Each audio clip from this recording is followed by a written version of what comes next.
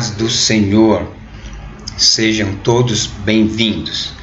Nós vamos, nesta oportunidade, dar continuidade ao estudo da nossa disciplina Movimento Pentecostal.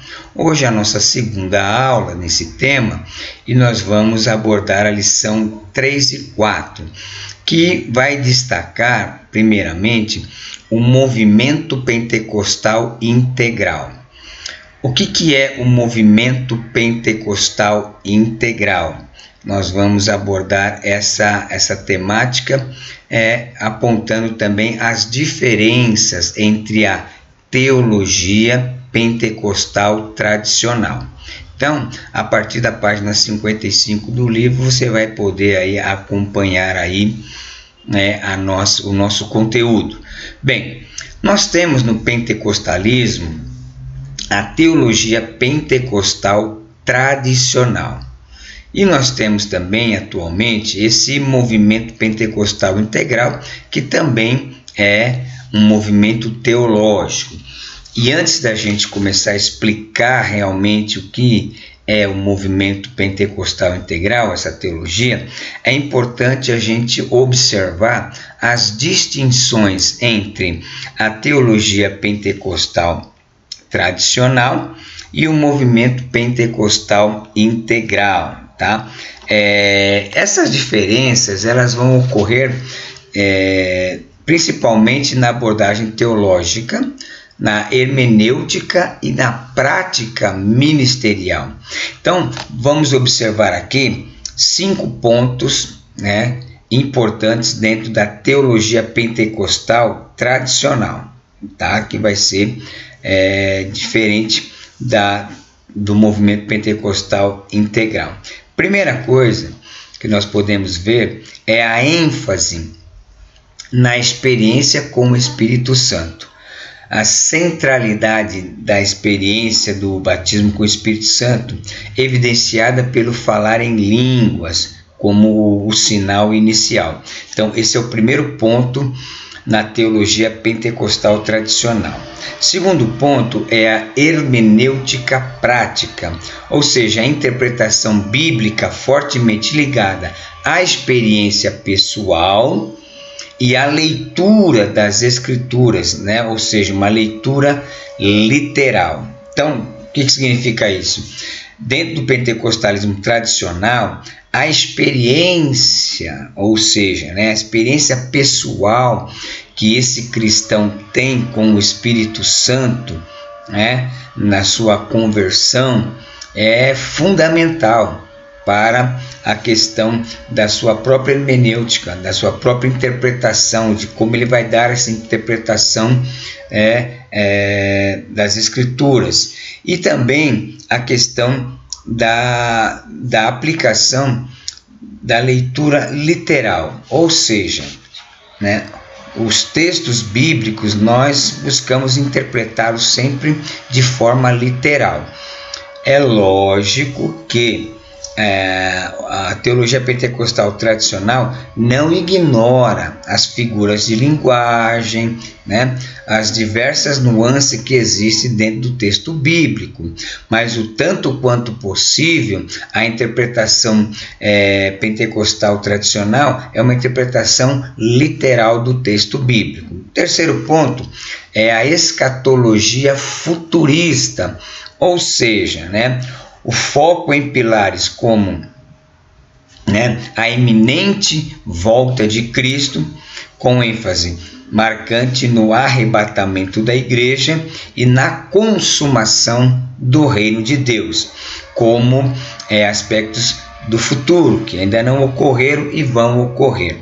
Bom, o quarto ponto dentro da teologia pentecostal tradicional são as doutrinas fundamentais, ou seja, a doutrina da salvação, da santificação, do batismo no Espírito Santo, a cura divina, a escatologia, que são chamados os 5 pontos cardeais do pentecostalismo clássico. Então vamos lá: salvação, santificação, batismo no Espírito Santo, a cura divina e a escatologia. São chamados 5 pontos cardeais do pentecostalismo clássico. E o 5º ponto é o conservadorismo teológico e moral, ou seja, a adesão à posição conservadora nas questões sociais, éticas e culturais. Então, esses são os pontos fundamentais que nós chamamos dos 5 pontos cardeais do pentecostalismo tradicional. Bom, o pentecostalismo integral, ele tem primeiro ponto de diferença, né? Ele tem uma abordagem holística, ou seja, né, é a ênfase em um pentecostalismo que abrange toda a vida, incluindo justiça social, cuidado ambiental, engajamento cultural e transformação comunitária. Veja que é muito interessante essa visão holística, né? Ou seja, no pentecostalismo tradicional, a gente enfatiza muito o lado espiritual, né? Às vezes até esquecendo do lado humano, né? Porque a ênfase é muito grande na questão espiritual. Ou seja, já no pentecostalismo, movimento pentecostal integral, ele tem uma visão holística, ou seja, ele observa mais o todo, né? Não observa a pessoa só como um ser espiritual, mas ele procura abordar a questão da espiritualidade, a questão material, né? Ou seja, como diz aqui, todo o cuidado da vida, ou seja, na área social, né? O cuidado ambiental, ou seja, nós vivemos dentro de um ambiente, né? Nós temos aí, né, os grandes problemas que estamos tendo atualmente, né, com a questão do tempo, né? As tempestades, né, os animais, tudo que se relaciona também ao ambientalismo que nós vivemos, também a visão integral, né, do pentecostal integral, ela também aborda essa questão, né? Por exemplo, poxa vida, nós como cristãos, você joga lixo na rua, né? Você percebe o problema que dá jogar lixo na rua? Então, na abordagem pentecostal tradicional, a gente quase não vê se falar nessas coisas. Pelo contrário, né? A gente vê muitas igrejas que desperdiçam muitas coisas, né? Muitos cristãos também que sujam, que jogam lixo na rua e não se preocupam com isso. Na visão pentecostal integral, que é esse movimento que nós estamos estudando hoje, já aborda essa questão. Espera aí, nós também somos responsáveis pelo ambiente que nós estamos vivendo, né? Pelo planeta. Outra coisa é o engajamento cultural e a transformação comunitária. Então, isso é chamado de uma visão holística, em que se olha o ser humano na sua totalidade, não somente no seu lado espiritual, né, que um dia vai morar no céu, tudo isso vai acabar. Não, mas olhando que enquanto essa realidade espiritual, transcendental, né, de uma vida eterna não chega, nós estamos vivendo no planeta, nós estamos vivendo a materialidade também.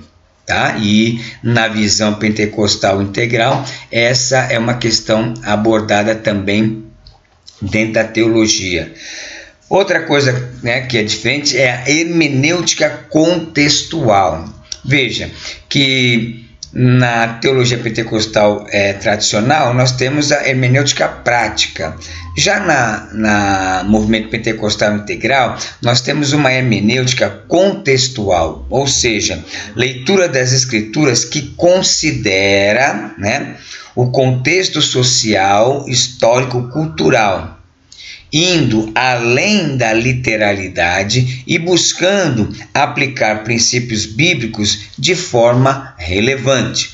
Então veja aí que já, né, acontece uma diferença importante também na questão da hermenêutica bíblica. Bom, outra questão é a teologia da missão integral, Opa, essa aqui também. Como nós vemos a pessoa, né? Ou seja, a teologia pentecostal tradicional olha a pessoa de uma forma espiritual acima de tudo. Na teologia integral é diferente, né? Ela é influenciada por movimentos como a teologia da missão integral latino-americana, com ênfase na evangelização, acompanhada de ações sociais e de promoção da dignidade humana. Então, na missão pela teologia do movimento integral, não vê, como eu disse há pouco, né, a pessoa somente como a questão espiritual. Por exemplo,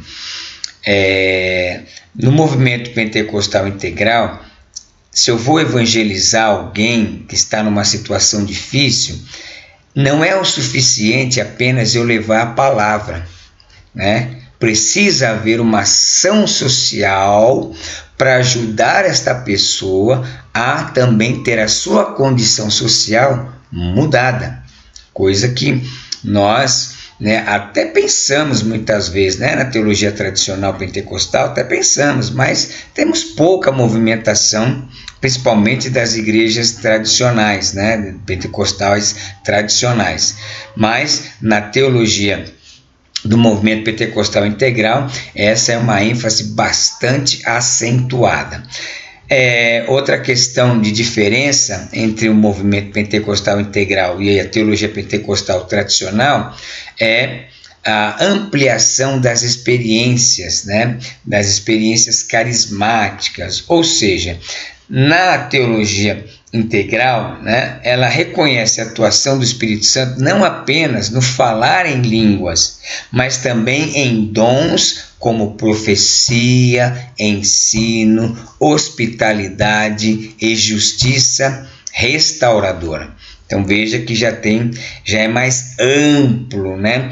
Porque na teologia pentecostal tradicional, uma grande ênfase é o falar em línguas como a evidência, né? Única quase que, né? Mas no movimento pentecostal integral não, ele já abrange, além do falar em línguas, dons como profecia, ensino, hospitalidade e justiça restauradora. E por fim, o diálogo ecumênico. Opa, nossa, que é isso? Diálogo ecumênico, pastor? Vamos ter que ter um diálogo com outras religiões? Não. A questão ecumênica dentro da teologia do movimento pentecostal integral é a busca maior por uma interação com outras tradições cristãs e maior abertura a questões teológicas globais, tá? Então, quando fala em diálogo ecumênico, não é conversar com todas as religiões, né? No movimento pentecostal integral, esse diálogo ecumênico é com outras tradições cristãs. Nós temos batistas, presbiterianas, metodistas, e uma série de outras igrejas de outras tradições um tanto diferentes da tradição pentecostal. Então essas são algumas das diferenças que a gente vai encontrar da teologia pentecostal tradicional e da teologia do movimento pentecostal integral. Então, dando essa abertura e esse entendimento, a gente já pode, né, começar a analisar os nossos slides. Bom, o primeiro slide que nós temos aí é o movimento pentecostal, né? Que aqui eu aumentei um ponto, né? Mas temos os 5 pontos, né? O Jesus como Salvador, né? Esse aspecto ensina que a salvação pela fé é em Jesus Cristo. Isso aí é ponto passivo em todas as linhas denominadas cristãs. Bom, Jesus como batizador no Espírito Santo. Esse ponto destaca o batismo com o Espírito Santo, uma experiência espiritual distinta após a conversão. Veja, no movimento pentecostal tradicional, o batismo ele é algo que acontece depois da conversão. tá? Você vai ver que o movimento do pentecostal integral já tem uma posição um pouco mais diferente nesse quesito. Terceiro, Jesus como santificador, ou seja, nesse ponto enfatiza o processo contínuo de santificação do cristão através do Espírito Santo. Jesus como médico, né? Ou seja, refere-se à crença na cura divina, defendendo que a obra redentora de Cristo também abrange a cura divina. E nós temos aí Jesus como rei que há de vir, né? Destaca a esperança na segunda vinda de Cristo, um evento aguardado ansiosamente em que ele virá buscar a sua igreja. O sexto ponto aqui foi um erro, que ele é a repetição aqui do quarto ponto. Então, esses são os 5 pontos fundamentais dentro do movimento pentecostal tradicional, tá? Então, vamos aí para o nosso próximo slide. Então, vamos falar agora do movimento pentecostal integral, tá? Então, o movimento pentecostal integral pode ser definido como a tarefa de colocar toda a dinâmica pneumatológica pentecostal sob uma teologia plena do Espírito Santo, agindo desde a conversão até o estado futuro da igreja, o que inclui a afirmação de que não há divisão em blocos, né, entre salvação, que é a primeira bênção, e batismo com o Espírito Santo, segunda bênção. Veja, vamos entender isso. O que é divisão da teologia em blocos, tá? Bom, a divisão em blocos da teologia são tipos de teologia que faz esse tipo de divisão. Por exemplo, quando a gente vai estudar a teologia sistemática, né? A teologia sistemática é uma área, é uma das áreas mais conhecidas, né? Por fazer divisões entre blocos. Nela, os temas são organizados por categorias ou tópicos doutrinários, como, por exemplo, na teologia sistemática, você vai estudar assim: teontologia, a doutrina de Deus; cristologia, a doutrina de Cristo; pneumatologia, a doutrina do Espírito Santo; escatologia, a doutrina das últimas coisas, entre outros. Então veja que aqui está sendo dividido em blocos, tá? Está dividindo a teologia em blocos de diversos temas.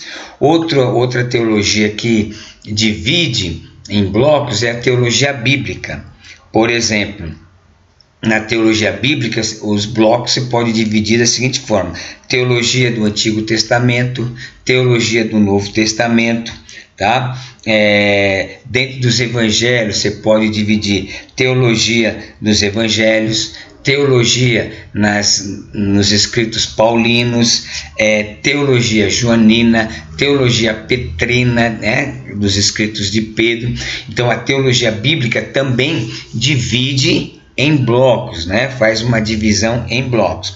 Outra também é a teologia prática. A teologia prática divide também a teologia em blocos. Por exemplo, história, né? Homilética, tá? Que vai falar sobre a pregação, a missiologia, né? Ou seja,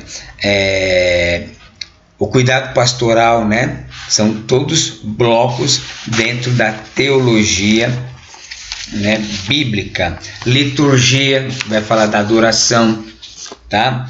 Ética e moral, né? E aí dentro da ética moral ela divide entre ética cristã, espiritualidade e discipulado. Então, essas divisões em blocos permitem sistematizar o estudo teológico, facilitando o aprendizado e o ensino e a análise aprofundada de cada um cada um dos aspectos da vida cristã ou da fé cristã. Então a pergunta qual a diferença entre a abordagem, né, em blocos para a abordagem do movimento pentecostal integral? Ou seja, são vários aspectos, né? O primeiro deles que nós podemos citar aqui é o método de estudo, tá? Na teologia integral, adota uma abordagem mais experiencial, né, e integrada, em que as doutrinas não são vistas apenas de maneira segmentada, mas interligadas com a vida espiritual. Você veja que o nosso texto ali diz que na teologia tradicional, o batismo com o Espírito Santo é uma experiência subsequente à salvação.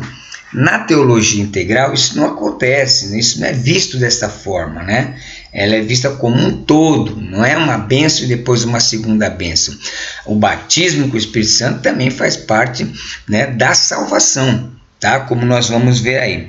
Outra coisa, né? No movimento pentecostal, a ênfase na experiência do poder de Deus e na experiência e na operação do Espírito Santo e no impacto transformador da fé no indivíduo, na comunidade. Então, a doutrina na questão do movimento pentecostal integral é vivenciada no cotidiano e integrada com a prática, especialmente no contexto de adoração, evangelismo e missões. Então, por aí você já pode ter uma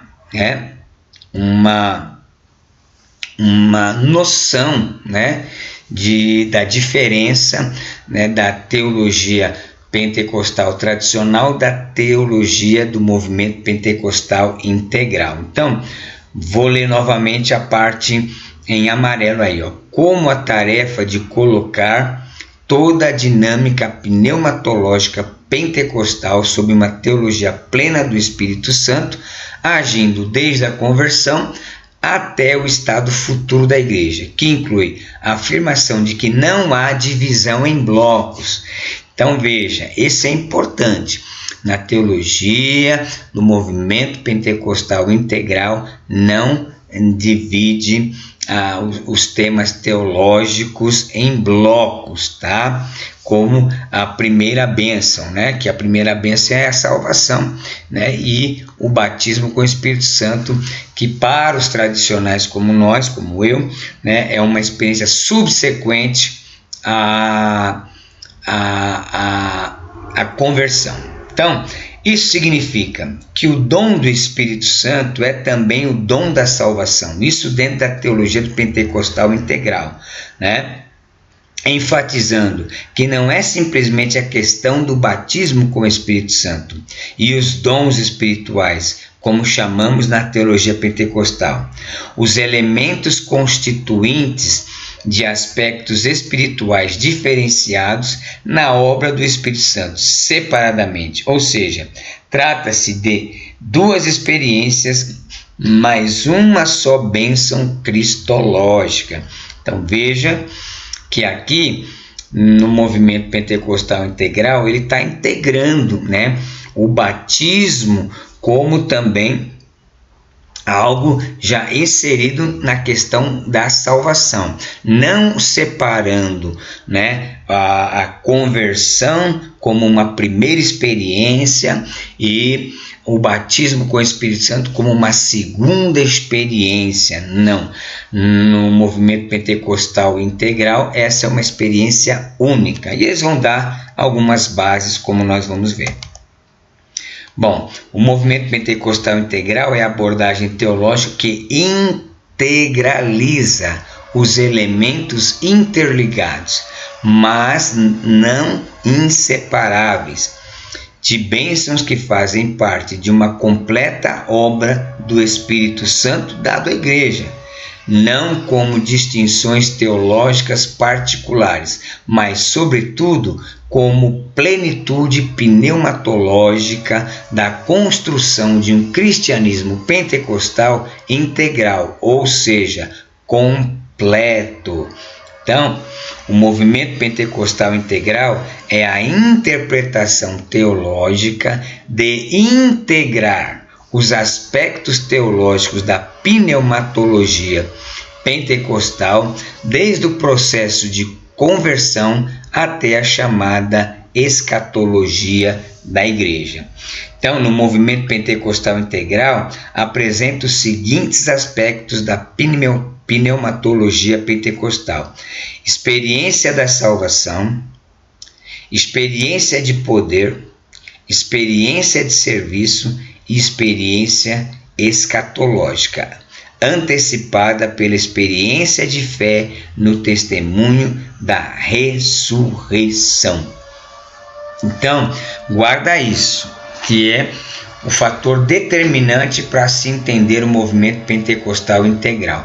Ele integraliza, ele não separa, como na teologia tradicional, esses aspectos, a experiência de salvação, depois a experiência de poder, depois a experiência de serviço e depois a experiência escatológica. Não, dentro do pentecostalismo integral, isso é um todo, faz parte de um todo dentro do plano de Deus. Bom, a experiência de salvação.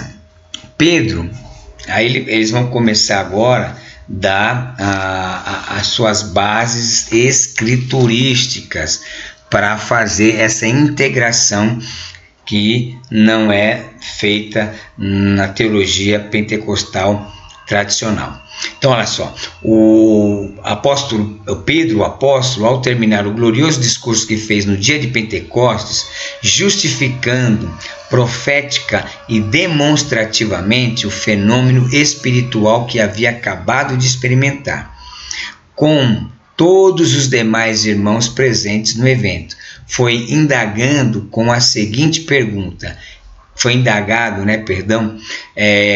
que faremos, varões e irmãos? Então vamos lá. Pegue a sua Bíblia aí. Vamos examinar o texto. Capítulo 2 de Atos dos Apóstolos, verso 37. Ouvindo eles, compungiram-se em seu coração e perguntaram a Pedro e aos demais apóstolos: que faremos, varões e irmãos? Veja a resposta, Verso 38 e 39. E disse-lhes Pedro: arrependei-vos, e cada um de vós seja batizado em nome de Jesus Cristo, para perdão dos pecados, e recebereis o dom do Espírito Santo. Então veja só, a narrativa citada deve ser interpretada consequentemente a partir da análise de outro texto. E disse-lhes: hoje veio salvação a esta casa, pois também este é filho de Abraão. Lucas 19:9, tá? Que então foi um pontinho errado. Bom, a primeira narrativa diz que são necessários 3 elementos, tá? Ou seja, arrependimento, batismo e dom do Espírito Santo. Isso quer dizer que não é possível se obter cada aspecto espiritual separadamente, senão simultaneamente. Ou seja, a experiência da salvação é iniciada pelo arrependimento, seguida do batismo em nome de Jesus Cristo e, por fim, pelo recebimento do dom do Espírito Santo. Então, na narrativa de Atos, o arrependimento é a base soteriológica, que possibilitará o recebimento do dom do Espírito Santo. Portanto, temos 2 amostras bíblicas: salvação como processo de transformação social e salvação como processo pneumatológico. Esses dois aspectos de experiência de salvação estão interligados pela lógica bíblica na soteriologia, que sustenta a ideia de salvação como mudança de comportamento e como recebimento do dom do Espírito Santo, o que, na verdade, caracteriza a íntima relação com a experiência da salvação como exigência para se obter o dom do Espírito, o qual tem início na conversão, caminhando progressivamente para a plenitude escatológica. Então, observa-se que dentro da teologia pentecostal integral, essa experiência faz parte unicamente de uma única bênção, não separando, dividindo, eu recebo em partes, não, mas ela vem de forma integral. Experiência de poder. Bom, essa é a segunda parte, Em vez de tratar da data do retorno de Cristo, o trabalho dos discípulos deveria ser o de levar a mensagem do Senhor a todo mundo. O trecho "e recebereis a virtude do Espírito Santo" se refere ao poder necessário à vida piedosa, como demonstrado na vida dos homens do Antigo Testamento e marcados pelo santo agir. Exemplo, Abraão em Gênesis 22, quando ele vai levar Isaac, José, quando se deu a conhecer aos seus irmãos, não agiu com vingança, Moisés em Êxodo 14 e Daniel capítulo 6, quando Daniel está na cova dos leões. Então veja que o que o autor está dizendo aí? Que esse poder do Espírito Santo, na vida dos antigos heróis da fé, que todos esses apresentados aí são considerados heróis da fé, eles tiveram ações que, humanamente falando, não teriam, se não fosse por conta da presença do Espírito Santo na vida, tá? Por quê? Demonstrando que esse poder é um poder para o quê? Para transformar a vida. Então Abraão foi levar o seu filho para o sacrifício e foi até o fim, Será que um homem simplesmente na sua racionalidade, no seu entendimento do mundo, e que não tivesse o Espírito Santo faria isso? Hoje, se você pedir para qualquer pessoa, vai lá e mata seu filho assim, assim, assim, a maioria das pessoas vão achar isso uma loucura e jamais fariam isso. E eu estou para dizer que até muitos crentes dentro da igreja não faria isso, levar o filho para o sacrifício. Mas o que o autor está colocando, que essa experiência do poder do Espírito Santo na vida do crente, ela traz um poder tão transformador que se Deus pedir, vai lá e mata seu filho, você vai lá e vai matar mesmo, como o próprio Abraão fez. Ou você vai ter a passividade, um coração perdoador diante de tudo aquilo que os irmãos de José fez com ele, E quando ele se dá a conhecer aos seus irmãos, o que está acontecendo? Ele está com o poder na mão, ele podia falar, prendam esses homens, joguem lá no cárcere, ou matem esses homens, o que eles iam fazer? Porque ele era o segundo, Depois, acima dele só tinha o faraó. Mas o Espírito Santo, que as próprias Escrituras diz que o Espírito estava em José, esse Espírito também causou essa transformação de ele perdoar os seus irmãos, Então, essa experiência de poder, ou seja, essa experiência do Espírito Santo na vida do homem, causa e traz essa transformação, tremenda, tá? Como em Daniel, entrar na cova dos leões, tá? E não rejeitar, e não rejeitar a palavra lá de Nabucodonosor, falar, não põe eu aí, não, eu deixo meu Deus para lá, vou ficar aqui. Mas ele não, ele foi firme na sua convicção, tá? Então, essa foi a virtude ou poder designado para a execução de uma nova tarefa.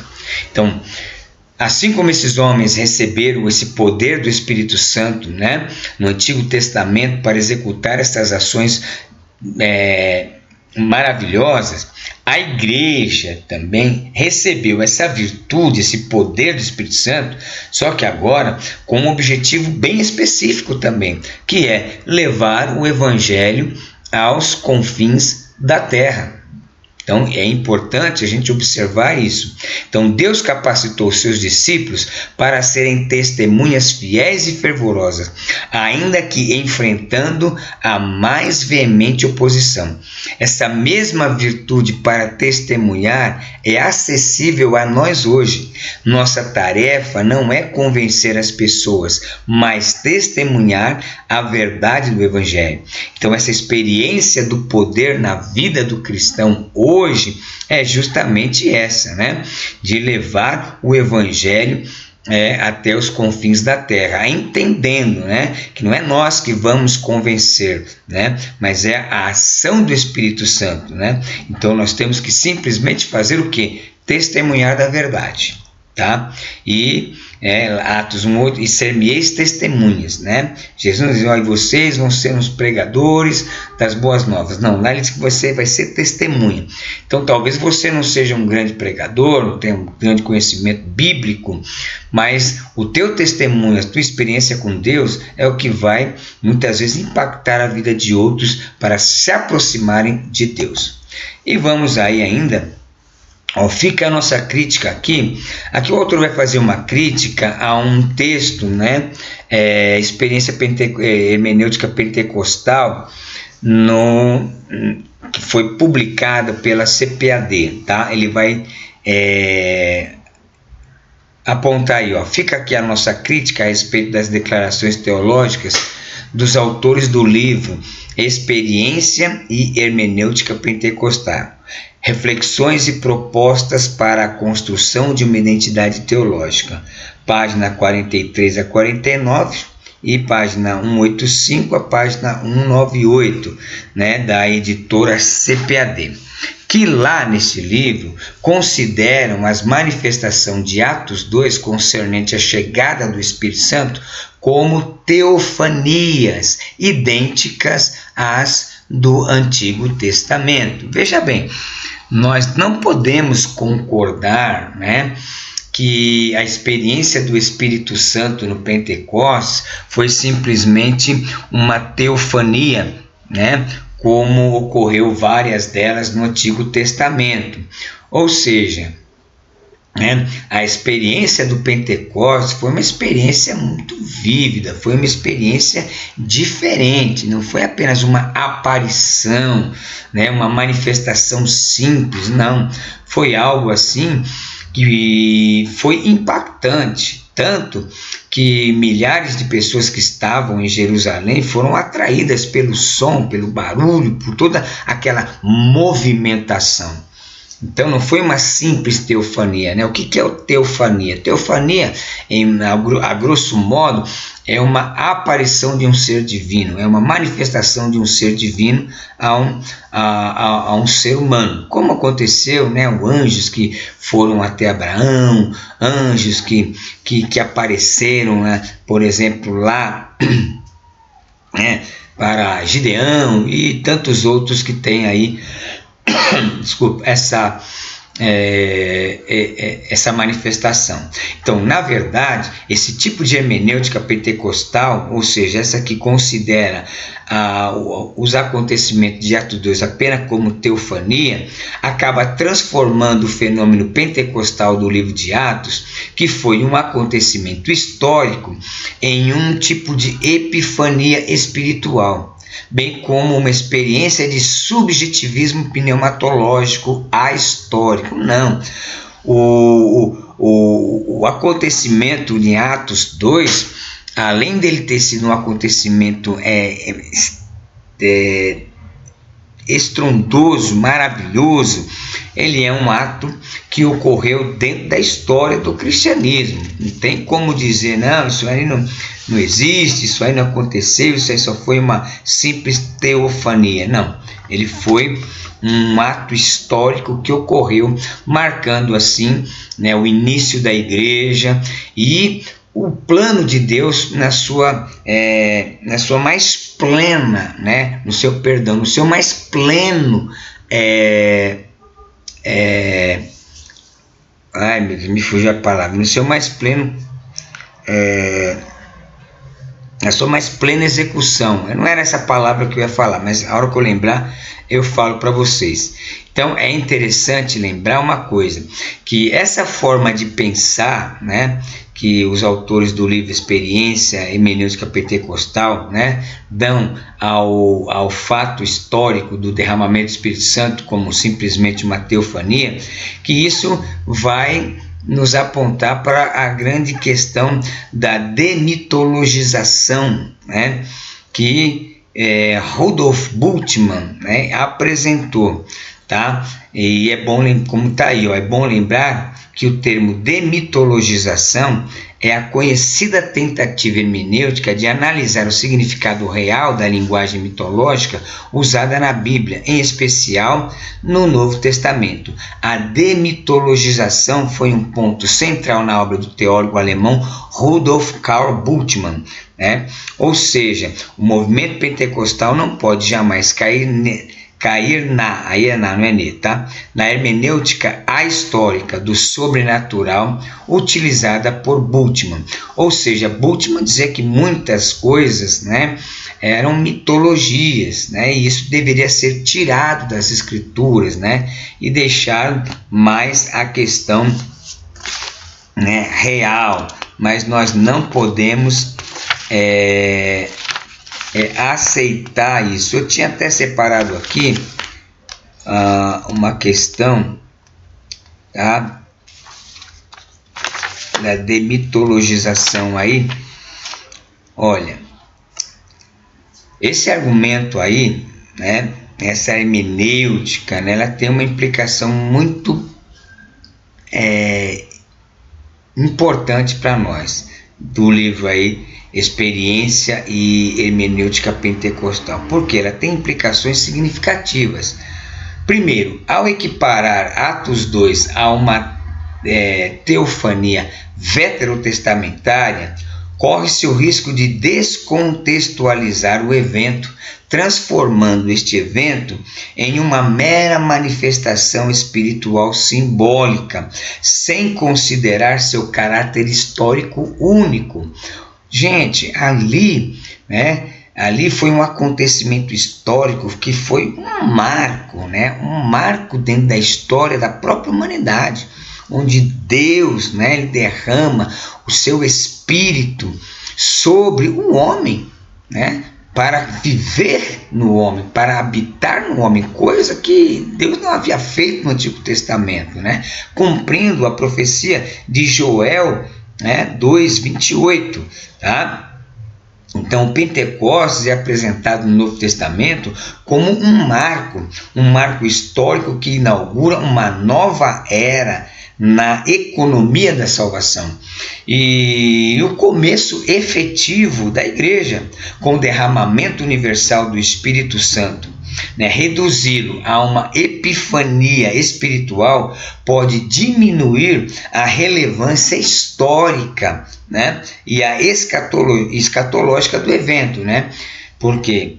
Porque, além disso, essa abordagem, né, desse livro que foi destacado aí, essa expressão crítica à ideia de que o fenômeno pentecostal de Atos 2 seria entendido apenas como uma experiência espiritual interior e simbólica, desconectada do seu enraizamento na história da salvação. Isso não pode acontecer, tá? Então, tal visão contrasta diretamente, né, com a ênfase bíblica e pentecostal tradicional, que reconhece a atuação do Espírito Santo, né, tanto nas experiências pessoais das pessoas, quanto em eventos históricos tangíveis, no caso. né?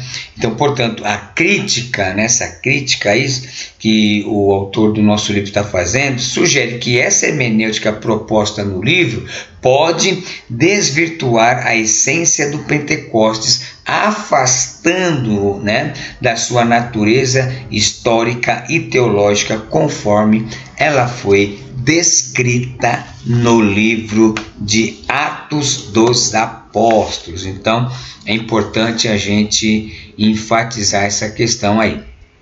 Bom, veja aí, no texto de Atos 1, 4 e 5, vamos aqui pegar a Bíblia. Estou usando a Bíblia, né, corrigida, tá? Então, vamos lá, Atos 1, verso 4 e verso 5.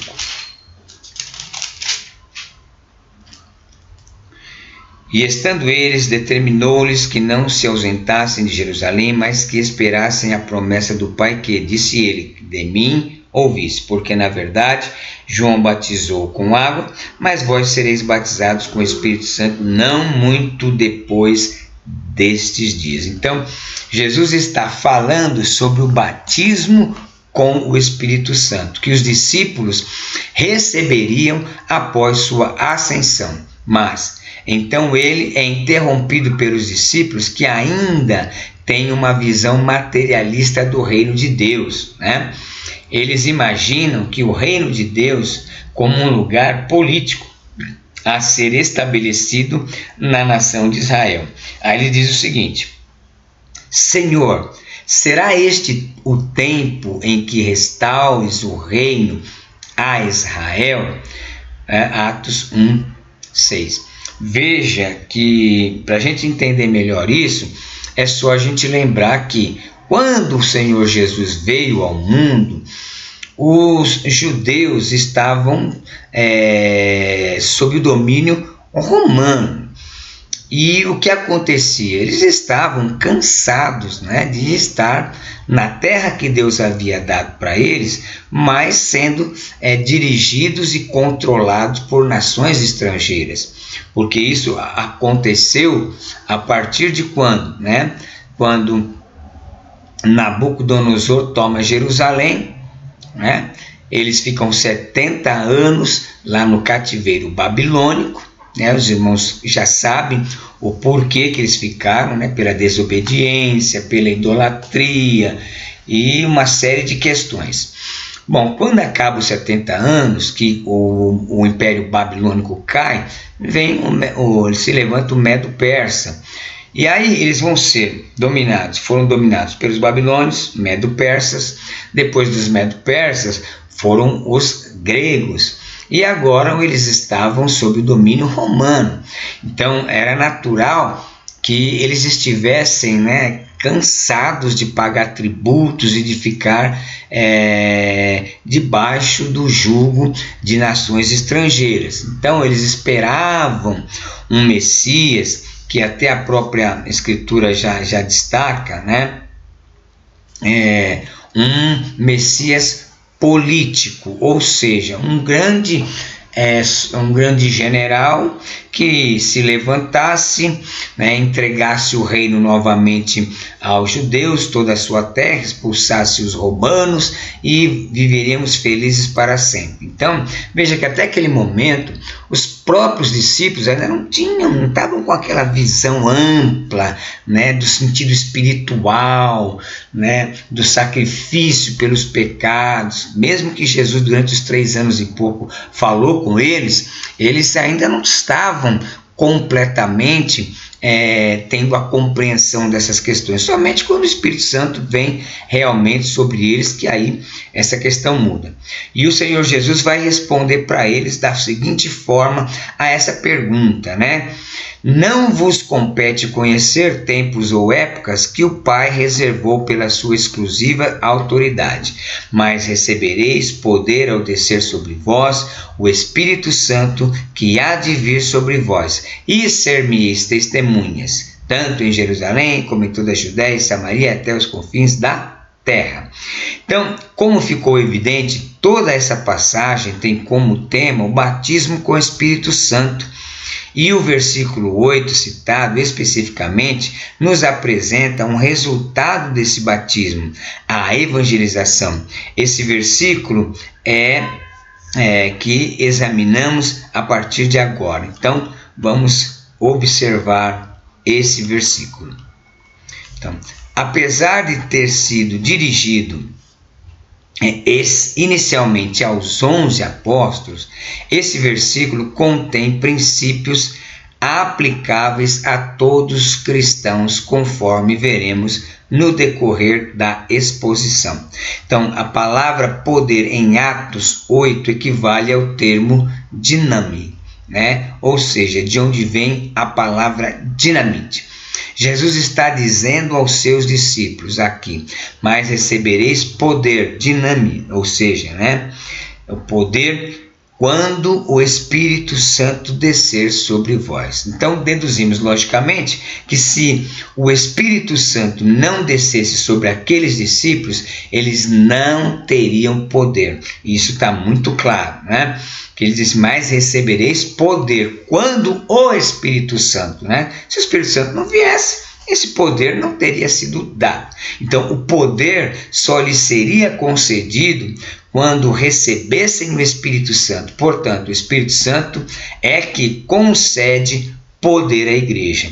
Então, a experiência de poder é a experiência pentecostal pneumatológica, por excelência, pois ela caracteriza a força que a igreja recebe do Espírito Santo para realizar a obra de Deus por meio do ministério do Evangelho de Jesus Cristo. Glória a Deus.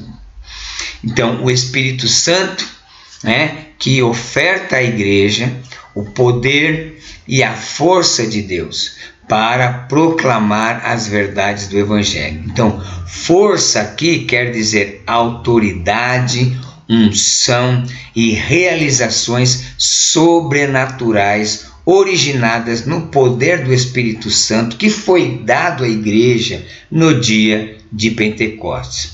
Então, o movimento pentecostal integral é um movimento de salvação e de poder, automaticamente e não necessariamente algo que poderia estar associado da obra completa de Jesus Cristo. A ideia de movimento pentecostal integral é exatamente a sustentação teológica de que, no processo sotério-escatológico, Jesus salva e também oportuniza à comunidade de salvos a possibilidade de experimentar a plenitude do Evangelho, o qual, na sua oferta soteriológica, inclui a experiência de poder. Então é interessantíssimo, né, isso aí. Por quê? Porque na posição do movimento integral pentecostal, o recebimento de poder, ele realmente vem, né, com a salvação. Não vai ser simplesmente uma simples experiência pós novo nascimento. Não, ela está integralmente ligada e é recebida. É lógico que, se a gente for analisar, aí vai ter muitas nuances para a discussão, né? Mas essa é a posição do movimento pentecostal integral, defendido aí por alguns teólogos. Bom, a outra experiência é chamada da experiência de serviço. Até porque, meus irmãos, Deus não chamou ninguém para simplesmente, né, ser salvo e ficar aí olhando o tempo passar. Não, né? Todos somos chamados para o serviço. E o serviço aqui, né, tem diversos viés. Então vamos lá. Para fundamentarmos as teses do movimento pentecostal integral, é preferível trabalharmos o termo diaconia. Portanto, no movimento pentecostal integral, a teologia diaconal, ou seja, a teologia do serviço, que é a teologia do serviço cristão, guiado ou assistido pelo Espírito Santo, é a razão prática da pneumatologia pentecostal. Ou seja, né, trocando em miúdos, né, na teologia pentecostal integral, o chamado ao serviço, né, ele é algo integralizador dentro das bênçãos da salvação e do recebimento de poder. Se eu eu aceito a Jesus, recebo o poder, e esse poder é exclusivamente para quê? Para essa experiência de serviço, né? Então, no Novo Testamento, a palavra grega para ministério é diaconia, e indica a prestação de algum tipo de serviço ou trabalho, como por exemplo neste texto. E quanto a nós, nos consagraremos à oração e ao ministério, né? Ou seja, a diaconia, né, da palavra. Ou seja, eles se dedicariam ao trabalho e ao serviço da pregação da palavra de Deus. O Senhor disse: vinde após mim. Ninguém pode servir ao Senhor Jesus Cristo se não for seguidor dele. Muitas pessoas querem cargos na igreja, querem realmente trabalhar, mas não querem seguir o mestre. E aí é uma contradição, né? Absurda. Então, como está aí, nada mais errado. Antes de servir, é preciso atender ao chamado de Cristo. Primeiro, conversão, depois o serviço. Então, ele nos chama, nos transforma e depois nos dá serviço. Porém, todo cristão verdadeiro é chamado para o serviço. O movimento pentecostal integral é o tipo de movimento que enfrenta todas as questões missiológicas da comunidade do povo de Deus, trabalhando em prol de uma igreja viva e atua no poder do Espírito Santo, discernindo e ouvindo a voz do Espírito Santo, a fim de obedecer ao mandato cultural do evangelismo mundial. A missão da igreja e a missão do Espírito Santo, um tipo de missão que só é possível pela logicidade bíblico-prática do movimento pentecostal integral, forçando a igreja, né, pelo poder do Espírito Santo, a promover mudanças radicais e poderosas no seu ambiente evangelístico, pastoral, educacional e social. Então, né, o movimento apresentando o porquê, né, ele tem uma visão holística. Bom, para pensar em avivamento ou em movimento pentecostal sem impacto teológico social é invalidar a mensagem do Evangelho de Jesus Cristo, que é o poder transformador de Deus, o poder demolidor das forças do mal, o poder capaz de transformar primeiramente os crentes autênticos, né? A referência aí a Romanos capítulo 1 e 2, né? Rogo, pois, pela compaixão de Deus, que vos apresenteis o vosso corpo em sacrifício vivo, santo, né? Que é o vosso culto racional, né? E sendo renovados, transformai-vos pela renovação da vossa mente. É algo assim, não lembro o texto todo. Então, a religião é uma parte importante de toda a cultura. E na cultura brasileira, o movimento pentecostal integral abrange toda a sociedade. Assim, no Brasil, ele não pode ser entendido adequadamente sem se considerar seu conceito socio-religioso. Como eu disse no começo da aula, o movimento pentecostal integral é um movimento holístico que olha justamente essa questão social também, né? Na visão desse movimento, a igreja ela poderia fazer muito mais, né, dentro desse aspecto da transformação social dentro da sociedade, né? Ou seja, fazemos pouco nessa área. Desculpe. Deve-se notar que a introdução do movimento pentecostal teve um forte impacto não apenas nos aspectos religiosos, mas também nos sociais, econômicos e políticos da cultura brasileira.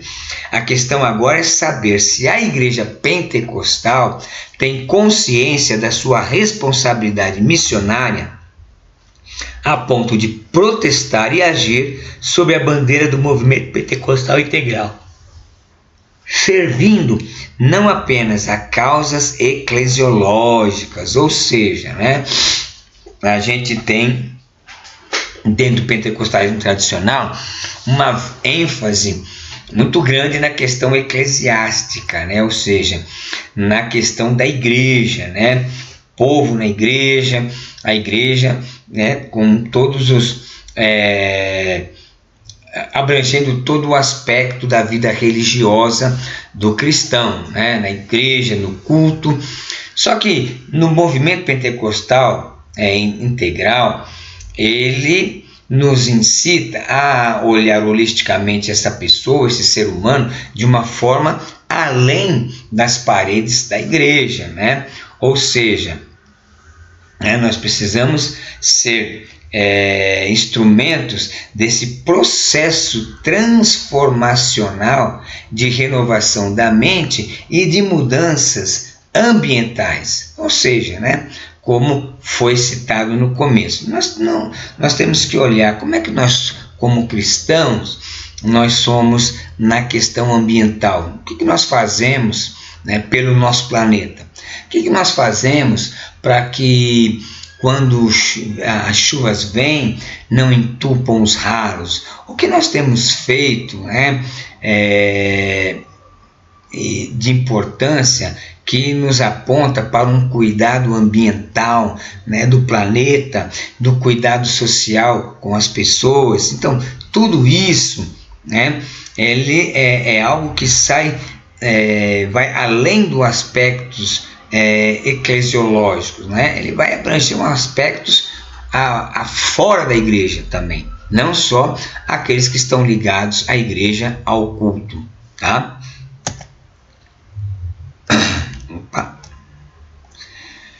Bom, a outra experiência, nós vimos as experiências anteriores e agora nós vamos ver a experiência da fé escatológica.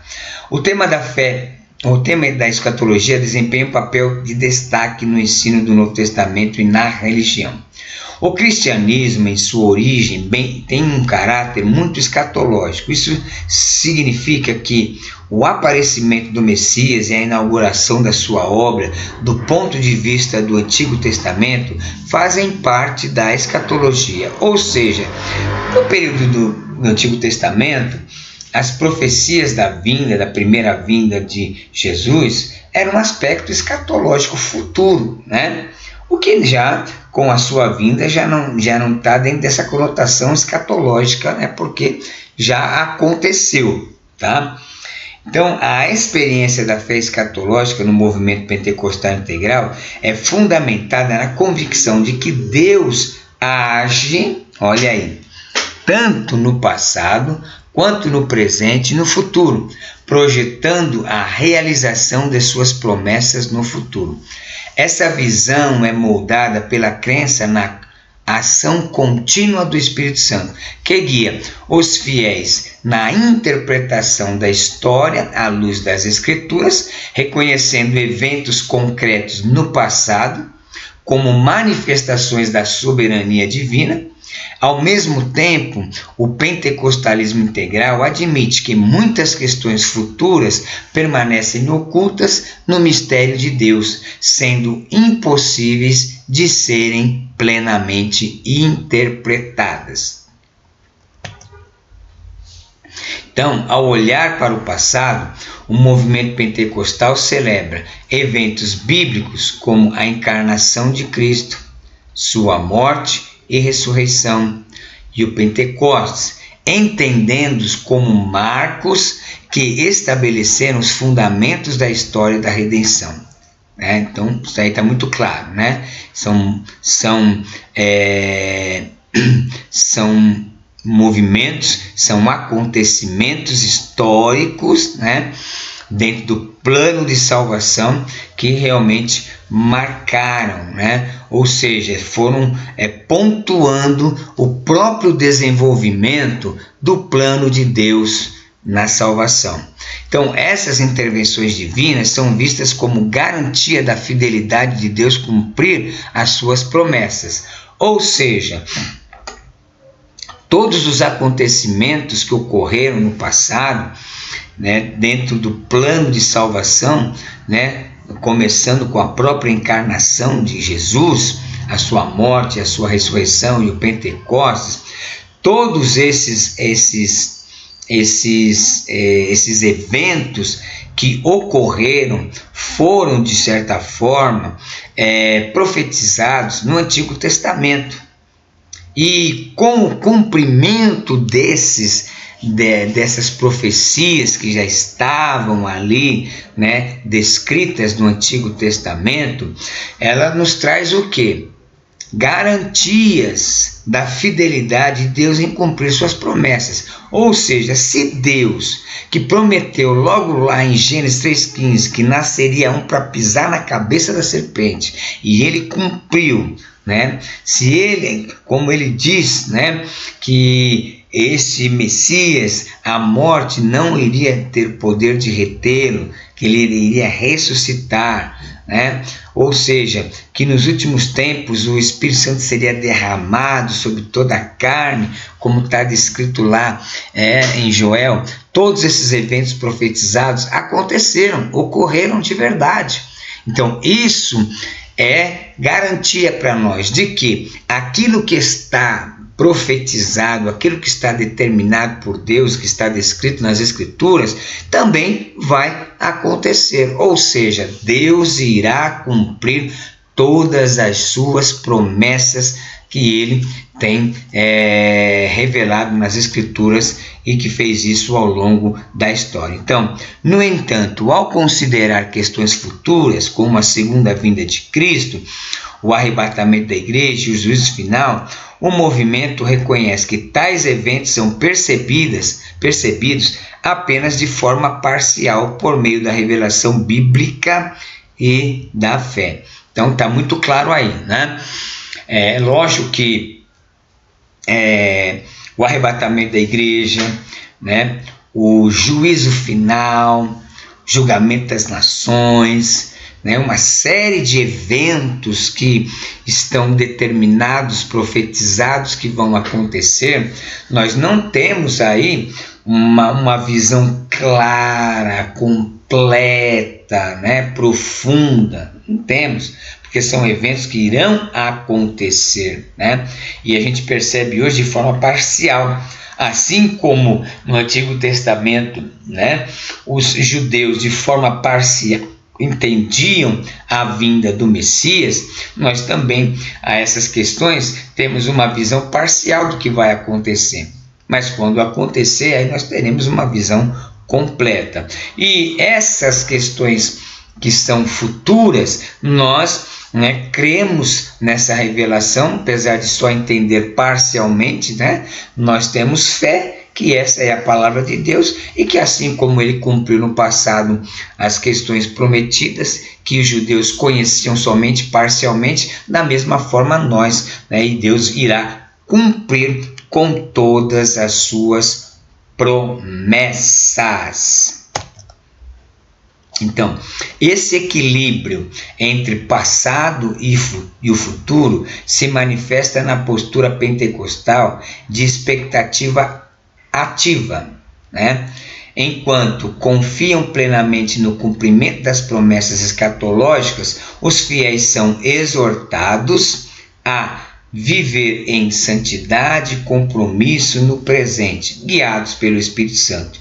Assim, o movimento pentecostal integral enfatiza que, embora aspectos do futuro sejam impossíveis de serem completamente interpretados, a fé escatológica alimenta a esperança e a perseverança em direção ao propósito eterno de Deus. Então, é importante nós observarmos essa questão. Bom, assim sendo, o movimento pentecostal integral é também um movimento escatológico que mantém acesa a chama da fé na perspectiva escatológica da igreja. É o amor de Deus ao ser derramado pelo Espírito Santo na vida da igreja, conforme Paulo atesta, que irá solidificar e fortalecer a nossa relação com a verdade integral da palavra de Deus. Nosso objetivo com esse estudo é no sentido de mostrar que há 4 aspectos da teologia pentecostal integral, sem ao menos dizer que existe, biblicamente, o que podemos chamar de 2 bênçãos. O que existe é uma bênção só, ou seja, uma bênção plena e total que integraliza todas as possibilidades da espiritualidade e experiência pentecostal no âmbito da igreja pneumatológica, que também é cristológica e escatológica. Então, aí está bem claro, né, meus irmãos, que a bênção não é uma bênção dividida em 2 partes, salvação e depois os aspectos pneumatológicos, com o batismo com o Espírito Santo, o recebimento dos dons espirituais. Não, tudo isso ela é uma coisa, né, é uma experiência total, né? E que nós temos essa oportunidade e ela não está reduzida somente aos aspectos pneumatológicos, mas também aos cristológicos e à escatologia. As dúvidas, anotem suas dúvidas, depois me mandem para que a gente possa ir discutindo as possíveis dúvidas, mas você leia o livro integralmente, né? Eu tirei alguns aspectos, leia ele integralmente, que alguns argumentos ali vão ajudar você a ter uma amplitude de entendimento e de conhecimento desse tema tratado, tá? E você pode pesquisar. Eu fiz aqui, eu vou ver se eu acho aqui agora no intervalo, alguns dos teólogos que adotam essa visão do movimento pentecostal integral, e na próxima parte da nossa aula eu vou falar alguns nomes para você conhecer, né, quais são os teólogos que participam desse pensamento do movimento pentecostal integral. Então nós vamos agora fazer uma pausa, tá? E daqui a pouquinho a gente volta para a segunda parte da nossa aula. Deus abençoe e até mais.